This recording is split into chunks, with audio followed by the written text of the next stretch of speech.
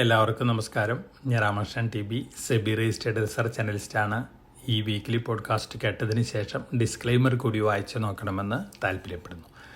കഴിഞ്ഞ ആഴ്ചയിലത്തെ വൊളാറ്റിലിറ്റിക്ക് ശേഷം നമ്മൾ ഈ ആഴ്ചയും വീണ്ടും വൊളാറ്റിലിറ്റി തന്നെയാണ് ഇന്ത്യൻ മാർക്കറ്റിൽ എക്സ്പെക്റ്റ് ചെയ്യുന്നത്. കഴിഞ്ഞ ആഴ്ചയിലെ ഗ്ലോബൽ ഇഷ്യൂസ്, അതുപോലെ തന്നെ സെബിയുടെ ഡിസിഷൻസ്, ഈ ആഴ്ച പുറത്തു വരാനിരിക്കുന്ന അസംബ്ലി ഇലക്ഷൻ റിസൾട്ടിൻ്റെ വൊളാറ്റിലിറ്റി ഒക്കെ മുൻകൂട്ടി കണ്ടുകൊണ്ടാണ് മാർക്കറ്റിലൊരു വൊളാറ്റിലിറ്റി ഒക്കെ ഉണ്ടായിട്ടുള്ളത്.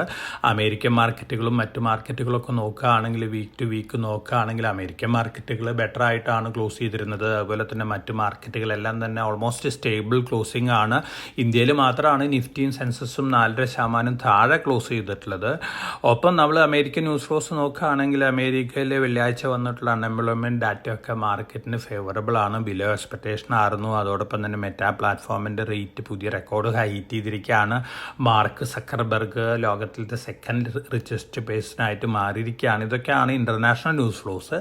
ഇസ്രായേലും ഇറാനും തമ്മിലുള്ള ഇഷ്യൂ വീണ്ടും വഷളായിക്കൊണ്ടിരിക്കുകയാണ്. അതിൻ്റെ ഇമ്പാക്റ്റ് ഒന്നും ഇതുവരെ ഗ്ലോബൽ മാർക്കറ്റുകളിൽ വന്നിട്ടില്ല. പക്ഷേ ഇന്ത്യൻ മാർക്കറ്റിൽ അത് വിസിബിൾ ആയിരുന്നു. കാരണം മിഡിൽ ഈസ്റ്റിലാണ് ഏറ്റവും കൂടുതൽ ഇന്ത്യക്കാർ ജോലി ചെയ്യുന്നു. അതുപോലെ തന്നെ ധാരാളം ഫോറക്സ് ഒക്കെ നമുക്ക് ലഭിക്കുന്ന മിഡിൽ ഈസ്റ്റ് കൺട്രികളിൽ നിന്നൊക്കെയാണ്. അതുകൊണ്ട് തന്നെ മിഡിൽ ഈസ്റ്റിൽ വലിയ രീതിയിലുള്ളൊരു ഇമ്പാക്റ്റ് വരികയാണെങ്കിൽ ക്രൂഡ് ഓയിലിൻ്റെ പ്രൈസ് കൂടുന്നതോടൊപ്പം ഇത്തരത്തിലുള്ളൊരു ഇമ്പാക്റ്റ് ഒക്കെ നമ്മളെ സംബന്ധിച്ച് നെഗറ്റീവ് ഇമ്പാക്റ്റ് ഉണ്ടാക്കുന്ന കാര്യങ്ങളാണ്. അതിൻ്റെ ഒരു നീജർക്ക് റിയാക്ഷൻ നമ്മൾ കഴിഞ്ഞ ആഴ്ചയിൽ മാർക്കറ്റിൽ കണ്ടു. ഈ ആഴ്ചയിൽ നമുക്ക് അസംബ്ലി ഇലക്ഷൻ റിസൾട്ടുകളുടെ എക്സിറ്റ് പോളുകൾ വന്നു കഴിഞ്ഞു. കേന്ദ്രം ഭരിക്കുന്ന മുന്നണിക്ക് ദയനീയ തോൽവി ഉണ്ടാവുന്നൊക്കെയാണ് എക്സിറ്റ് പോളുകൾ പറയുന്നത്. അത്തരത്തിലുള്ള ഒരു റിസൾട്ടാണ് വരുന്നതെങ്കിൽ വീണ്ടും ഒരു ചെറിയ നെഗറ്റീവ് നീജർക്ക് റിയാക്ഷനൊക്കെ ഉണ്ടാവാനുള്ള ചാൻസസ് മാർക്കറ്റിലുണ്ട്. ഒരുപക്ഷെ നാളെ ഓപ്പൺ ചെയ്യുമ്പോൾ തന്നെ അത്തരത്തിലുള്ളൊരു നെഗറ്റീവ് നീജർക്ക് റിയാക്ഷൻ കണ്ടേക്കാം. വെള്ളിയാഴ്ച നമ്മൾ നിഫ്റ്റി നോക്കുകയാണെങ്കിൽ നിഫ്റ്റി ക്ലോസ് ചെയ്യുന്നതിനേക്കാളും 10-60 പോയിന്റ് ബെറ്റർ ആയിട്ടാണ് ക്ലോസ് ചെയ്തിരുന്നത്. ഗ്ലോബൽ മാർക്കറ്റുകൾ, ചൈനീസ് മാർക്കറ്റുകൾ കഴിഞ്ഞ ചൊവ്വാഴ്ച തൊട്ട് നാളെ വരെ ഹോളിഡേ ആണ്. ചൊവ്വാഴ്ചയാണ് റീ ഓപ്പൺ ചെയ്യുള്ളൂ. അപ്പോൾ തീർച്ചയായിട്ടും ഒരു വൊളാറ്റിലിറ്റി നമുക്ക് എക്സ്പെക്ട് ചെയ്യാം. അസംബ്ലി ഇലക്ഷൻ എക്സിറ്റ് പോളിൻ്റെ ഒരു ഇമ്പാക്റ്റ് ഉണ്ടാവാം. അതോടൊപ്പം തന്നെ ഇസ്രായേലും ഇറാനും തമ്മിൽ ഇഷ്യൂ വീണ്ടും വഷളാവാണെങ്കിൽ അതിൻ്റെ ഒരു നീജർക്ക് റിയാക്ഷനൊക്കെ വീണ്ടും വന്നേക്കാം. ഒപ്പം ഒക്ടോബർ 9 നമ്മുടെ മോണിറ്ററി പോളിസി കമ്മിറ്റി ഡിസിഷൻ ഉണ്ട്. അതിനുശേഷം 10 തൊട്ട് മേജർ കമ്പനികളുടെ റിസൾട്ട് സീസൺ ആരംഭിക്കുകയാണ്. TCS ആണ് ആദ്യമായിട്ട് ക്വാർട്ടർ 2 റിസൾട്ട് അനൗൺസ് ചെയ്യാൻ പോകുന്നത്. അപ്പോൾ ഇത്തരത്തിലുള്ള ഇവൻറ്റുകളാണ് നമ്മളെ സംബന്ധിച്ച് ഈ ആഴ്ച മാർക്കറ്റിൽ ഇമ്പാക്റ്റ് ഉണ്ടാക്കാൻ പോകുന്നത്. ഒപ്പം നമ്മൾ കമ്മോഡിറ്റികൾ നോക്കുകയാണെങ്കിൽ ക്രൂഡ് ഓയിൽ കഴിഞ്ഞ ആഴ്ചയിൽ നല്ല രീതിയിൽ മുന്നേറിയിരുന്നു. ഇതിന് പ്രധാനപ്പെട്ട കാരണം ഇസ്രായേലും അതുപോലെ തന്നെ ഇറാനും തമ്മിലുള്ള വിഷയമാണ്. $78.14 പെർ ബാരലിനാണ് വെള്ളിയാഴ്ച ക്ലോസ് ചെയ്തിരുന്നത്. അതോടൊപ്പം തന്നെ അയൺ ഓറും നല്ല രീതിയിൽ മുന്നേറുന്നു. അറൗണ്ട് 22% അയൺ ഓർ പ്രൈസ് മുന്നേറിയിട്ടുള്ളത്. ഗോൾഡ് മറ്റുള്ള കമ്മോഡിറ്റികളെല്ലാം തന്നെ വീക്ക് ടു വീക്ക് നോക്കുകയാണെങ്കിൽ സ്ലൈറ്റ്ലി ബെറ്റർ സോണിലാണ് ക്ലോസ് ചെയ്തിട്ടുള്ളത്. ഇനി നമ്മളെ സംബന്ധിച്ച് നമ്മുടെ എക്കണോമി റിലേറ്റഡ് ന്യൂസ് ഫ്ലോസ് നോക്കുകയാണെങ്കിൽ വളരെ പോസിറ്റീവാണ്. ഇന്ന് ഇന്ത്യ ലോകത്തിലത്തെ 4th ലാർജസ്റ്റ് ഫോറക്സ് റിസർവ് ഉള്ള കൺട്രി ആയിട്ട് മാറിയിരിക്കുകയാണ്. ഫസ്റ്റ് കൺട്രി ചൈനയാണ്, സെക്കൻഡ് ജപ്പാനാണ്, മൂന്നാമത്തെ കൺട്രി സ്വിറ്റ്സർലൻഡാണ്. നമ്മളെ സംബന്ധിച്ച് $704.8 ബില്യൺ ആണ് നമ്മുടെ ഫോറക്സ് റിസർവ് റിപ്പോർട്ട് ചെയ്തിട്ടുള്ളത്. സെപ്റ്റംബർ 27 അവസാനിച്ചിട്ടുള്ള ആഴ്ചയിൽ വളരെ പോസിറ്റീവായിട്ടുള്ള ന്യൂസാണ്. ഒപ്പം നമ്മുടെ ബാങ്കിങ് സെക്ടറിനെ കുറിച്ച് വന്നിട്ടുള്ള ന്യൂസും പോസിറ്റീവാണ്. ക്വാർട്ടർ 1 വരെ ബാങ്കുകളുടെ ഡെപ്പോസിറ്റ് ഗ്രോത്തിൽ വളരെ വലിയ കുറവാണ് ഉണ്ടായിരുന്നിട്ടുള്ളത്. പക്ഷേ ക്വാർട്ടർ 2 ഇതൊക്കെ മാറിയിരിക്കുകയാണ്. നല്ല രീതിയിലുള്ള ഡെപ്പോസിറ്റ് ഗ്രോത്ത് ആണ് പ്രൈവറ്റ് ബാങ്കുകൾ പോസ്റ്റ് ചെയ്തിട്ടുള്ളത്. ഏറ്റവും കൂടുതൽ ഡെപ്പോസിറ്റ് ഗ്രോത്തും ലോൺ ഗ്രോത്തും ഒക്കെ കാഴ്ചവെച്ചതിൽ കാത്തലിക് സിറിയൻ ബാങ്കാണ്, CSB ബാങ്കാണ്. 25.2% ഡെപ്പോസിറ്റ് ഗ്രോത്ത്. അതോടൊപ്പം തന്നെ ലോൺ ഗ്രോത്ത് 19.6%. ഇത് കഴിഞ്ഞ് കഴിഞ്ഞാൽ യെസ് ബാങ്കാണ്. മറ്റെല്ലാ ബാങ്കുകളും നല്ല രീതിയിലുള്ള ഡെപ്പോസിറ്റ് ഗ്രോത്ത് കാഴ്ചവെച്ചിട്ടുണ്ട്. പൊതുവെ പ്രൈവറ്റ് ബാങ്കുകളെ സംബന്ധിച്ച് പോസിറ്റീവായിട്ടുള്ള ന്യൂസ് തന്നെയാണ്.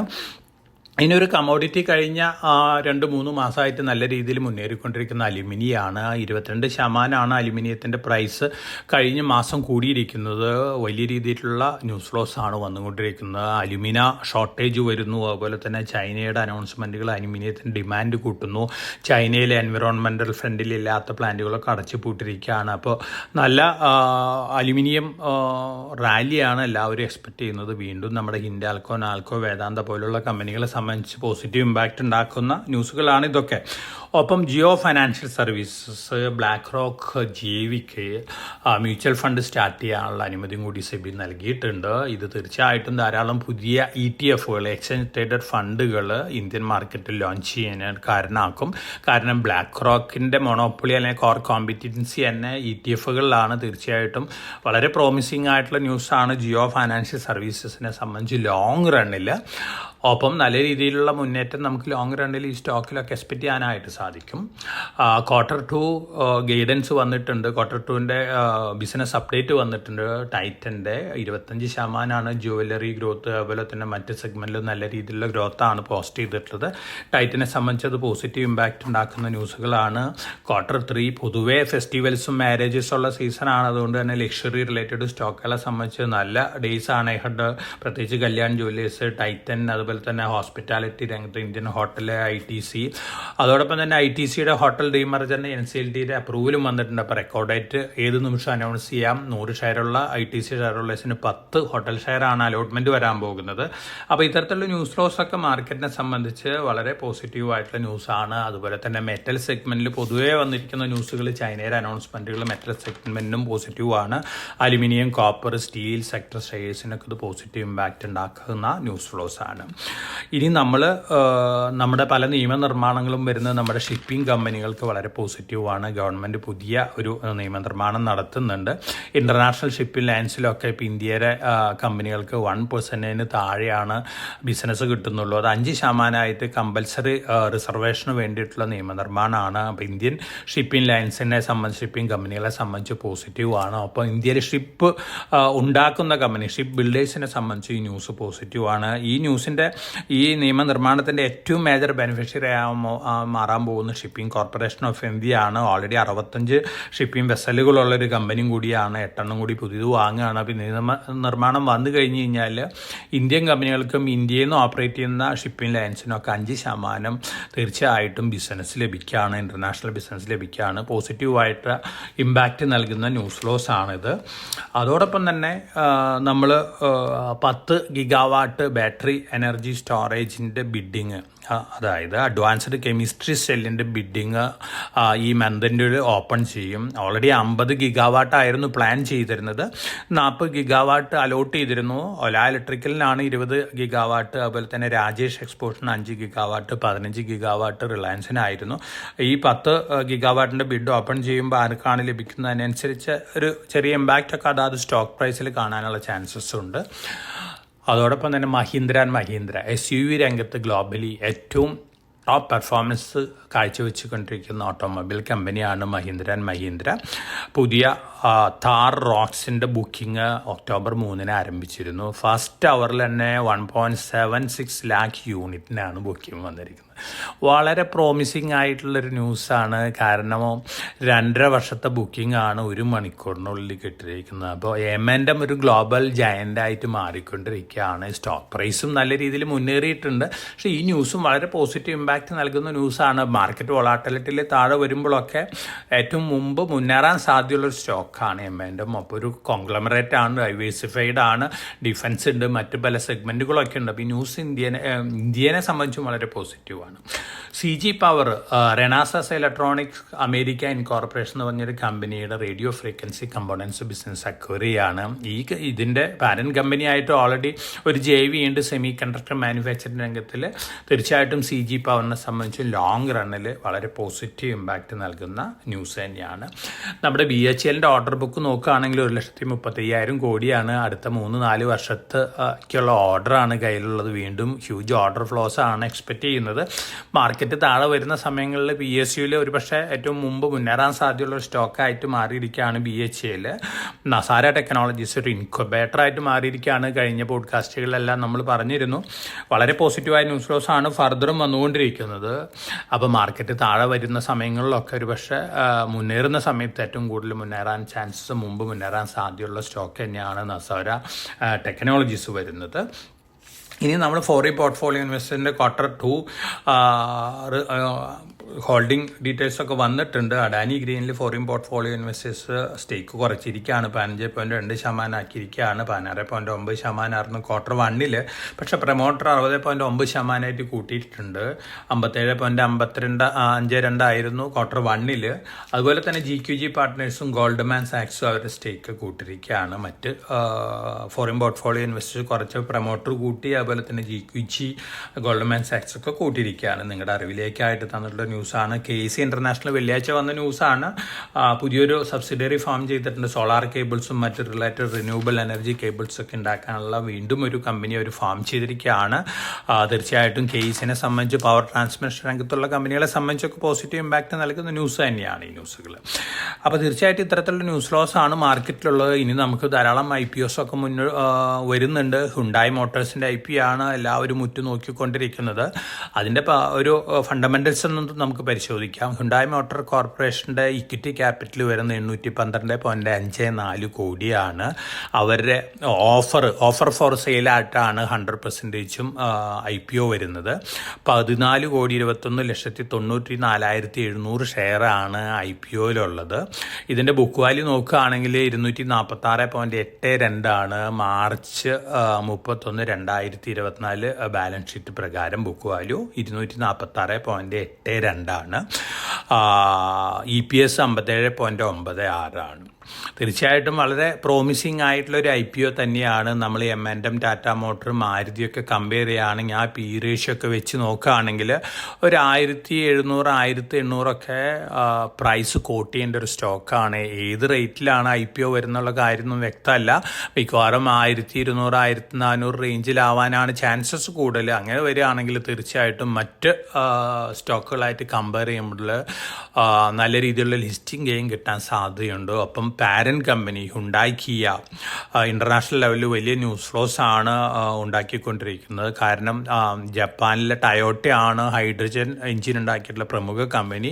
അവരുണ്ടാക്കിയിട്ടുള്ള ഹൈഡ്രജൻ എഞ്ചിനേക്കാൾ നല്ലൊരു എഞ്ചിനാണ് കിയ ഹുണ്ടായി പുറത്തിറക്കുന്ന റിപ്പോർട്ടുണ്ട്. അതോടൊപ്പം തന്നെ ഗൂഗിളിൻ്റെ വെയ്മോ എന്ന് പറയുന്ന റോബോ ടാക്സി ഉണ്ട് അമേരിക്കയിൽ. അവർ ഹുണ്ടായിയുടെ ഇലക്ട്രിക് വെഹിക്കിളും കൂടി അവരുടെ റോബോ ടാക്സി സെഗ്മെൻറ്റിൽ ഉൾപ്പെടുത്താൻ പോവുകയാണ്. ഈ രണ്ട് ഇൻ്റർനാഷണൽ ന്യൂസ് ഫ്ലോസും ഹുണ്ടായിനെ സംബന്ധിച്ച് പോസിറ്റീവാണ്. അതോടൊപ്പം തന്നെ ഇതിൻ്റെ ഫേസ് വാല്യൂ ഷെയറിൻ്റെ 10 രൂപയാണ് വരുന്നത്. 10 രൂപ ഫേസ് വാല്യൂ ഓഫറാണ് വരുന്നത്. അപ്പോൾ ഈ IPO വരുമ്പോൾ ഇൻവെസ്റ്റേഴ്സിന് നല്ലൊരു ഓപ്പർച്യൂണിറ്റിയാണ്. ഒരു എമർജിങ് ഓട്ടോമൊബൈൽ കമ്പനിയിൽ ഇൻവെസ്റ്റ് ചെയ്യാനുള്ള അവസരം കിട്ടുകയാണ്.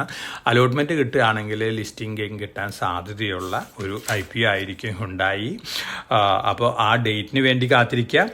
ഇതൊക്കെയാണ് ന്യൂസ് ഫ്ലോസ്. നമ്മൾ പൊതുവെ ഇനി വരാനുള്ള ന്യൂസ് ഫ്ലോസും അതുപോലെ തന്നെ കഴിഞ്ഞ ആഴ്ചയിലത്തെ മാർക്കറ്റ് റിലേറ്റഡ് ന്യൂസ് ഫ്ലോസൊക്കെ വളരെ കോഷ്യസ് ആയിട്ട് നമുക്ക് മാർക്കറ്റിൽ മുന്നേറേണ്ടതുണ്ട്. കാരണം അടുത്ത ദിവസങ്ങളിൽ നല്ല വൊളാറ്റിലിറ്റി ഒക്കെ വരാം. ഞാൻ നേരത്തെ സൂചിപ്പിച്ച പോലെ അസംബ്ലി ഇലക്ഷൻ റിസൾട്ടിൽ വലിയ ദയനീയ തോൽവിയാണ് കേന്ദ്രം ഭരിക്കുന്ന മുന്നണിക്ക് വരുന്നതെങ്കിൽ അത് മാർക്കറ്റിനെ സംബന്ധിച്ചൊരു നെഗറ്റീവ് തന്നെയാണ് എന്തൊക്കെ പറഞ്ഞു കഴിഞ്ഞാലും. കാരണം ഒരു കോലേഷൻ പ്രഷറൊക്കെ വരാം. പല ആക്ഷൻസിലും അതൊരു സ്ലോ ഡൗൺ ഒക്കെ ഉണ്ടാക്കാനുള്ള ചാൻസസ് ഉണ്ട്. പൊതുവെ ഒരു ഡാമ്പനറായിട്ട് മാറിയേക്കാം. പക്ഷേ ഇന്ത്യൻ എക്കണോമി വളരെ സ്ട്രോങ് ആണ്. ഏത് ഗവൺമെൻറ് സെൻട്രൽ വന്നു കഴിഞ്ഞാലും ഇന്ത്യൻ എക്കണോമി പെർഫോം ചെയ്യും, ഇന്ത്യൻ കമ്പനികളും പെർഫോം ചെയ്യും. അതുകൊണ്ട് അതിനെക്കുറിച്ചൊന്നും വേവലാതിപ്പെടേണ്ട. പക്ഷേ ഷോർട്ട് ടൈമിലുള്ള വൊളാറ്റിലിറ്റി നമുക്ക് നവംബർ വരെ ഈ വൊളാറ്റിലിറ്റി ഒക്കെ എക്സ്പെക്ട് ചെയ്യാം. കാരണം നവംബറിലും നമ്മൾ 2 അസംബ്ലി ഇലക്ഷനും കൂടി വരുന്നുണ്ട്. ഒപ്പം അമേരിക്കൻ പ്രസിഡൻ്റൽ ഇലക്ഷനും വരുന്നുണ്ട്. അതോടൊപ്പം തന്നെ ഇസ്രായേലും ഇറാനും തമ്മിലുള്ള ഇഷ്യൂ ഒക്കെ ഉണ്ട് മാർക്കറ്റിൽ. അപ്പോൾ വളരെ കോഷ്യസ് ആയിട്ട് മാർക്കറ്റിൽ മൂവ് ചെയ്യുക. അതോടൊപ്പം തന്നെ ഈ ഗവൺമെൻറ് കഴിഞ്ഞ 10 വർഷത്തിനുള്ളിൽ അനൗൺസ് ചെയ്തിരുന്ന ഏറ്റവും നല്ല സ്കീം, ജനങ്ങൾക്ക് യൂസ്ഫുൾ ആയിട്ടുള്ള സ്കീമാണ് NPS വാത്സല്യ. നമ്മുടെ കൊച്ചു കുഞ്ഞുങ്ങൾക്ക് വേണ്ടിയുള്ള സ്കീമാണ്. അതിലെല്ലാവരും നമ്മളെ കൊച്ചു കുഞ്ഞുങ്ങൾക്ക് വേണ്ടി ഈ സ്കീമിൽ എൻറോൾ ചെയ്യാനാണ് ഞാൻ റിക്വസ്റ്റ് ചെയ്യുന്നത്. മിനിമം എമൗണ്ട് ഒരു വർഷം 1000 വേണ്ടൂ. നമുക്ക് മാസത്തിൽ എത്ര വേണമെങ്കിലും ഇൻവെസ്റ്റ് ചെയ്യാനായിരിക്കും, നോ ലിമിറ്റ്. അപ്പോൾ അൺലിമിറ്റഡ് എമൗണ്ട് നമ്മുടെ കൊച്ചു കുഞ്ഞുങ്ങളുടെ പേരിൽ ഇൻവെസ്റ്റ് ചെയ്യാം. 18 വയസ്സാകുമ്പോൾ ഇത് മേജർ അക്കൗണ്ടായിട്ട് മാറുകയാണ്. അതോടൊപ്പം തന്നെ ഇതിൽ പ്ലാനുകളും ഉണ്ട്. മോഡറേറ്റ് ലൈഫ് സൈക്കിൾ പ്ലാനുകളുണ്ട്, 50% ഇക്വിറ്റി. അതുപോലെ തന്നെ അഗ്രസീവ് ലൈഫ് സൈക്കിൾ പ്ലാനുണ്ട്, 75% ഇക്വിറ്റിയിൽ വരും. കൺസർവേറ്റീവ് ലൈഫ് സൈക്കിൾ പ്ലാൻ ഉണ്ട്, 25% ഇക്വിറ്റി. അതുപോലെ തന്നെ ആക്റ്റീവ് മോഡും പ്രിഫർ ചെയ്യാവുന്നതാണ്, 75% ഇക്വിറ്റി, 5% ആൾട്ടർനേറ്റീവ് ഇൻവെസ്റ്റ്മെൻറ്റ് ഫണ്ട്. ഒപ്പം 100% ഡെറ്റ് ഫണ്ടുകളിലും ഗവൺമെൻറ് സെക്യൂരിറ്റിയിലും ഇൻവെസ്റ്റ് ചെയ്യാനുള്ള സ്കീമുകളൊക്കെയുണ്ട്. തീർച്ചയായിട്ടും NPS വാൽസിൽ നിങ്ങളെല്ലാവരെയും നിങ്ങളുടെ മക്കളുടെ അതുപോലെ തന്നെ മക്കളുടെ മക്കൾ അല്ലെ മകൻ്റെ മക്കൾ എല്ലാവർക്കും ഇത് സജസ്റ്റ് ചെയ്യണം, എൻറോൾ ചെയ്യുന്നതാണ് ഞാൻ റിക്വസ്റ്റ് ചെയ്യുന്നത്. ഭാവിയിൽ ഈ കുഞ്ഞുങ്ങൾ നല്ല അസറ്റുകളുള്ള ഇൻഡിവിജ്വലായിട്ട് മാറാനായിട്ട് ഈ സ്കീം സഹായിക്കുന്നുള്ളൊരു എക്സ്പെക്റ്റേഷനാണ് എനിക്കുള്ളത്. ഒപ്പം നമ്മുടെ ഇൻവെസ്റ്റേഴ്സിന് വേണ്ടി സെപ്റ്റംബർ 28 തൃശ്ശൂർ ഒരു ടെക്നിക്കൽ അനാലിസിസ് വർക്ക്ഷോപ്പ് നടത്തിയിരുന്നു. സെബിയുടെ സ്പോൺസർഷിപ്പിലുള്ള നാഷണൽ ഇൻസ്റ്റിറ്റ്യൂട്ട് ഓഫ് സെക്യൂരിറ്റി മാർക്കറ്റിൻ്റെ ഫാക്കൽറ്റിയാണ് ക്ലാസ് എടുത്തിരുന്നത്. 9 to 5:30 ആയിരുന്നു നമ്മുടെ ടൈമിങ്. എല്ലാ ഇൻവെസ്റ്റേഴ്സും 100 ഇൻവെസ്റ്റേഴ്സ് പങ്കെടുത്തിരുന്നു. എല്ലാ ഇൻവെസ്റ്റേഴ്സും ലാപ്ടോപ്പ് കൊണ്ടുവന്ന് പ്രാക്ടിക്കലായിട്ട് എങ്ങനെയാണ് ടെക്നിക്കൽ അനാലിസിസ് അപ്ലൈ ചെയ്യാന്നുള്ള കാര്യമൊക്കെ പഠിച്ച ഒരു വർക്ക്ഷോപ്പായിരുന്നു. നല്ല ഫീഡ്ബാക്ക് ആയിരുന്നു. അതോടൊപ്പം തന്നെ ധാരാളം റിക്വസ്റ്റുകൾ വന്നിരിക്കുകയാണ് വീണ്ടും ഇത്തരത്തിലുള്ള വർക്ക്ഷോപ്പുകൾ കണ്ടക്ട് ചെയ്യുന്നുള്ള രീതിയിൽ. അതിനനുസരിച്ച് ഞങ്ങൾ നവംബർ 16, 17 തീയതികളിൽ ശനി ഞായറും കാലിക്കറ്റ് വെച്ചിട്ട് 2 ദിവസത്തെ ഒരു വർക്ക്ഷോപ്പ് പ്ലാൻ ചെയ്തിരിക്കുകയാണ്. ആദ്യത്തെ ദിവസം ഫണ്ടമെൻ്റൽ അനാലിസിസ്, അതുപോലെ തന്നെ മറ്റ് ഇൻവെസ്റ്റ്മെൻറ്റ് പ്രൊഡക്റ്റുകൾ, ഡെറിവേറ്റീവ്സിൽ ഓപ്ഷൻസ് എങ്ങനെ ഹെഡ്ജ് ചെയ്യാം, എങ്ങനെയാണ് ഓപ്ഷൻ സ്ട്രാറ്റജികൾ അപ്ലൈ ചെയ്യേണ്ടത്, ഇത്തരത്തിലുള്ള കാര്യങ്ങളാണ് ആദ്യത്തെ ദിവസം വർക്ക്ഷോപ്പിൽ കവർ ചെയ്യുന്നത്. അപ്പോൾ ഈ വർക്ക്ഷോപ്പിൽ പങ്കെടുക്കുന്ന എല്ലാ ഇൻവെസ്റ്റേഴ്സിനും സ്റ്റോക്ക് മാർക്കറ്റിൻ്റെ ABCD മുഴുവൻ പഠിക്കാനായിട്ട് സാധിക്കുന്നതാണ് ഞങ്ങളുടെ ഒരു എക്സ്പെക്റ്റേഷൻ. 2ാമത്തെ ദിവസം ടെക്നിക്കൽ അനാലിസിസ്, അതുപോലെ തന്നെ കേസ് സ്റ്റഡീസ്. അപ്പോൾ ലാപ്ടോപ്പും കൊണ്ട് ഇൻവെസ്റ്റേഴ്സ് വരണം. അതോടൊപ്പം തന്നെ പ്രാക്ടിക്കലായിട്ടുള്ള ഒരു ക്ലാസ്സാണ്. നമ്മുടെ സെഷൻ അനുസരിച്ച് ഫാക്കൽറ്റി സജസ്റ്റ് ചെയ്യുന്ന രീതിയിൽ പ്രാക്ടിക്കലായിട്ടുള്ള ഒരു സെഷനായിരിക്കും ഇത്. എല്ലാവർക്കും സ്വയം പ്രാക്ടീസ് നടത്താവുന്നൊരു സെഷനും കൂടിയാണ്. വളരെ സ്പെഷ്യാലിറ്റി ഒരു സെഷനാണ് നമ്മൾ പ്ലാൻ ചെയ്യുന്നത്. കാലിക്കറ്റ് നവംബർ 16, 17 തീയതികളിലാണ് നമ്മൾ പ്ലാൻ ചെയ്തിട്ടുള്ളത്. ശനി ഞായറാണ്. മുൻകൂട്ടി രജിസ്ട്രേഷൻ ആവശ്യമാണ്. കാരണം നമ്മൾ ലിമിറ്റഡ് നമ്പറാണ്, ഈ നമ്പേഴ്സാണ് നമ്മൾ ഇതിൽ എൻറോൾ ചെയ്യാനായിട്ട് പോകുന്നുള്ളൂ. കാരണം എല്ലാ പാർട്ടിസിപ്പൻറ്റിനും നല്ല രീതിയിൽ പഠിക്കണമെങ്കിൽ ലിമിറ്റഡ് നമ്പർ ആയിരിക്കണം. അതുകൊണ്ട് മുൻകൂട്ടി രജിസ്റ്റർ ചെയ്താൽ നിങ്ങൾക്ക് ഈ ഇൻവെസ്റ്റേഴ്സ് വർക്ക്ഷോപ്പിൽ 2 ദിവസത്തെ വർക്ക്ഷോപ്പിൽ പങ്കെടുക്കാവുന്നതാണ്. ഈ വർക്ക്ഷോപ്പിൽ അറ്റൻഡ് ചെയ്ത് കഴിഞ്ഞ് കഴിഞ്ഞാൽ തീർച്ചയായിട്ടും ഞങ്ങൾക്ക് ഉറപ്പുണ്ട് നിങ്ങൾക്ക് എന്താണ് സ്റ്റോക്ക് മാർക്കറ്റ്, ഏത് സ്റ്റോക്കാണ് വാങ്ങേണ്ടത്, എങ്ങനെയാണ് സ്റ്റോക്ക് പ്രൈസ് മൂവ് ചെയ്യുന്നത്, എങ്ങനെയാണ് ഓപ്ഷൻ മാർക്കറ്റിൽ ട്രേഡ് ചെയ്യേണ്ടത്, എങ്ങനെയാണ് ഹെഡ്ജ് ചെയ്യേണ്ടത്, എങ്ങനെയാണ് ടെക്നിക്കൽ അനാലിസിസ് ടൂളുകൾ യൂസ് ചെയ്യേണ്ടത്, ഇത്തരത്തിലുള്ള എല്ലാ കാര്യങ്ങളും നമ്മൾ പഠിപ്പിക്കുന്നതാണ്. അപ്പോൾ താല്പര്യമുള്ള ഇൻവെസ്റ്റേഴ്സ്, പ്രത്യേകിച്ച് നോർത്ത് കേരളയിലുള്ള ഇൻവെസ്റ്റേഴ്സ്, മലപ്പുറം, കോഴിക്കോട്, കണ്ണൂർ, പാലക്കാടുള്ള ഇൻവെസ്റ്റേഴ്സിന് വളരെ യൂസ്ഫുൾ ആയിരിക്കും. 2 ദിവസം 9 തൊട്ട് 5 മണി വരെയാണ് ടൈം. രാവിലെ 9 മണി മുതൽ 5 മണി വരെയാണ് ഓരോ ദിവസവും. 2 ദിവസവും 9 to 5 ആണ്. വളരെ യൂസ്ഫുൾ ആയിട്ടുള്ള, വളരെ ഇൻഫർമേറ്റീവ് ആയിട്ടുള്ള സെഷനാണ് നമ്മൾ പ്ലാൻ ചെയ്തിട്ടുള്ളത്. താല്പര്യമുള്ള ഇൻവെസ്റ്റേഴ്സ് നമ്മുടെ റിസർച്ച് ഡിപ്പാർട്ട്മെൻറ്റായിട്ട് ബന്ധപ്പെട്ട് രജിസ്ട്രേഷൻ നേടേണ്ടതാണ്. ഇതൊക്കെയാണ് ഈ ആഴ്ചയിലത്തെ മാർക്കറ്റ് വിശേഷങ്ങൾ. അപ്പോൾ എല്ലാവർക്കും നല്ലൊരു ഇൻവെസ്റ്റിംഗ് വീക്ക് ആശംസിച്ചുകൊണ്ട് ഞാൻ ഇന്നത്തെ ഈ പോഡ്കാസ്റ്റ് ഇവിടെ അവസാനിപ്പിക്കുകയാണ്. Thank you.